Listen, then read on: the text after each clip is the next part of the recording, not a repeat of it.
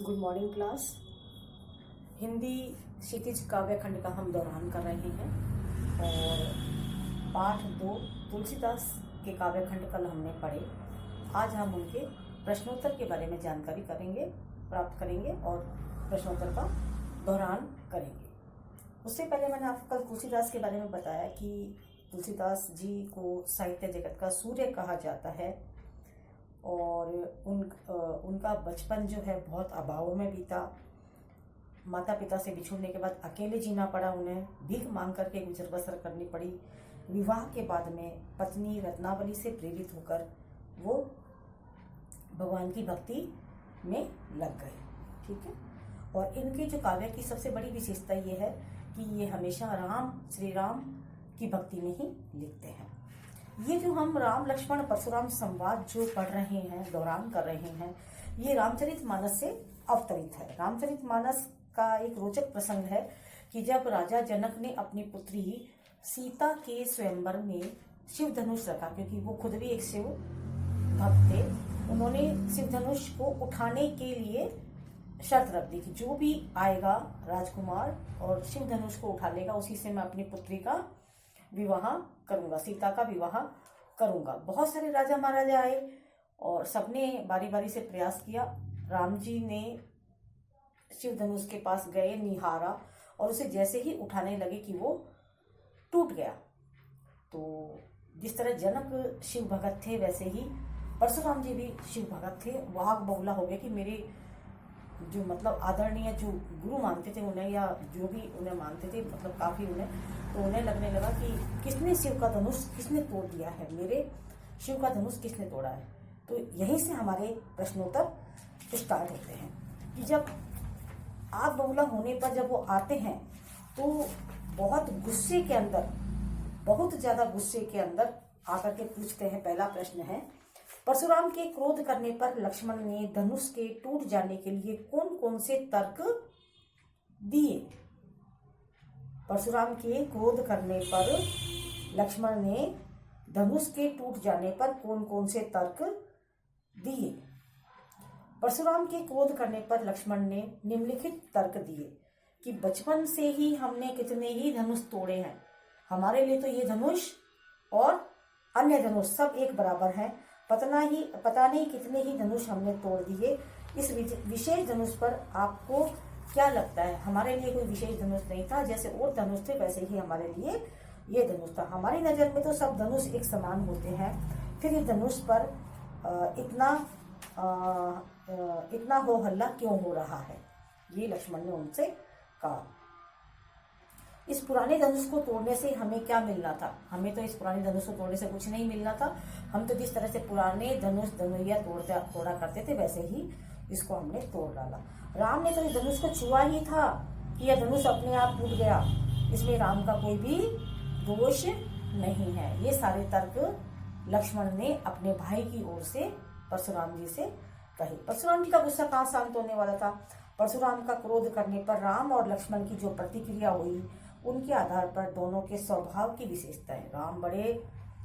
परशुराम बड़े क्रोधी, फरसा साथ में हर समय वध कर दूंगा। कल भी हमने देखा था किस तरह से, है ना।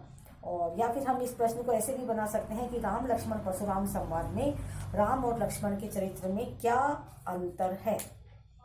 राम स्वभाव से कोमल और विनयशील हैं, मर्यादा में रहते हैं, उनके मन में बड़ों के प्रति श्रद्धा और आदर के भाव होते हैं। वे गुरुजनों के सामने झुकना अपना धर्म मानते हैं, है ना, अपना धर्म समझते हैं। वे महाक्रोधी परशुराम के बहुत बेबात क्रुद्ध होने पर भी स्वयं को उनका दास भी कह देते हैं। इतने विनम्र हैं कि परशुराम बिना वजह उन पर भड़क रहे हैं, फिर भी राम ने कहा कि मैं तो आपका दास हूँ। इस प्रकार वे परशुराम का दिल जीत लेते हैं। परशुराम अगर क्रोधित हैं तो लक्ष्मण के जो व्यंग है उनके ऊपर। लक्ष्मण राम से एकदम विपरीत है। राम एकदम बिल्कुल शांत, जैसे नदी का पानी होता है ना, शांत, बिल्कुल शांत, निर्मल, बिल्कुल सौम्य, सभ्य, है ना। और लक्ष्मण थोड़े चंचल, छोटे हैं तो छोटे चंचल होते हैं। वे बहुत उग्र और प्रचंड हैं। उनकी जुबान लक्ष्मण राम से एकदम विपरीत है। वे बहुत उग्र और प्रचंड है। उनकी जुबान छुरी से भी अधिक तेज है। वे व्यंग बाणों की परशुराम के ऊपर व्यंग बाण चलाते हैं और उनको छलनी छलनी कर देते हैं। हर एक बात का जवाब, परशुराम की एक एक कही गई बात का जवाब देते हैं लक्ष्मण। राम जी तो कुछ नहीं बोलते, लेकिन लक्ष्मण ने उनकी हर एक बात का जवाब दिया। उनकी उग्रता और कठोर वचनों को सुनकर न केवल परशुराम जी भड़क जाते हैं, बल्कि अन्य सभाजन भी उन्हें अनुचित कहने लगते हैं। उन्हें कई बार इतना उन्हें मतलब उत्तेजित कर दिया कि सभा में आए हुए अन्य लोग भी जो आए थे स्वयंवर में, उन्होंने कहा कि नहीं, लक्ष्मण को उम्र का थोड़ा सा लिहाज रखना चाहिए और परशुराम एक ब्राह्मण है तो क्षत्रिय कुल हमेशा ब्राह्मणों का आदर करता है। वास्तव में राम छाया है तो लक्ष्मण धूप है, राम शीतल जल है तो लक्ष्मण आग है। दोनों का देखो उल्टा बताया ना, कि राम अगर छाया है तो लक्ष्मण धूप है और राम अगर शीतल जल है तो लक्ष्मण आग है।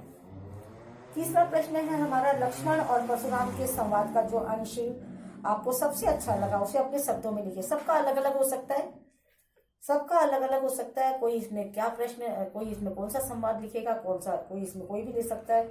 परशुराम जी ने ये भी कहा था, लक्ष्मण ने पहले कहा था कि अरे परशुराम जी, हमने तो पता नहीं कितने धनुष तोड़े, मुझे ये भी अच्छा लगा था, है ना। आप इतना क्रोध क्यों कर रहे हैं, तब तो किसी ने क्रोध नहीं किया, इतने हमने धनुष तोड़े, आप इतना क्यों क्रोध कर रहे हैं। परशुराम जी, अरे राजकुमार, लगता है तेरी मौत आ गई है, मैं तुझे अभी मारने वाला हूँ, तू बोल मत कुछ भी, मेरे सामने अगर बोलेगा तो तेरा वध कर दूंगा। लक्ष्मण जी कहते हैं, हमने तो यही जाना था कि धनुष धनुष एक समान होते हैं, सारे धनुष एक समान होते हैं। ये वाला जो वार्तालाप था ये इनका सबसे अच्छा था। फिर राम जी ने इस पुराने धनुष को छुआ और अपने आप अगर ये टुकड़ा हो गया, हमने तो, राम जी ने तो केवल इसको उठाने की कोशिश ही की थी, उसी में ये टूट गया, तो इसमें राम जी का कोई दोष नहीं है। परशुराम जी बोले, अरे मूर्ख बालक, लगता है तू मेरे स्वभाव को नहीं जानता, मैं तुझे बच्चा समझकर छोड़ रहा हूँ, तू क्या मेरा